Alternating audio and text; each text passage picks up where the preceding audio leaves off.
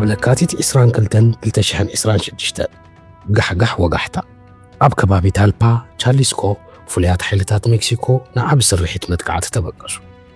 ሄሊኮፕተራት ሓይሊ ኣየር ሜክሲኮ፣ ኣሃዱታት ናሽናል ጋርድ፣ ሃገራዊ ድሕነት ሜክሲኮ ኩሎም ብዘለዎም ዓቕሚ ናብዚ ስርሒት ዝወፈሩ።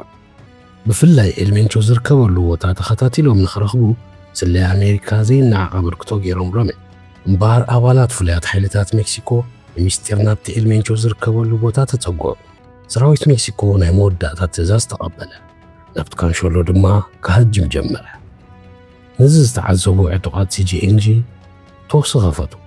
ዘይከም 2015 ግን ሰራዊት ሜክሲኮ ንኹሉ ድልው ኮይኑ ነበረ። ንዝተፈነወሉ ተኽሲ ዓጸፋዊ ምላሽ እናሃበ ድማ ንቕድሚት ገስገሰ።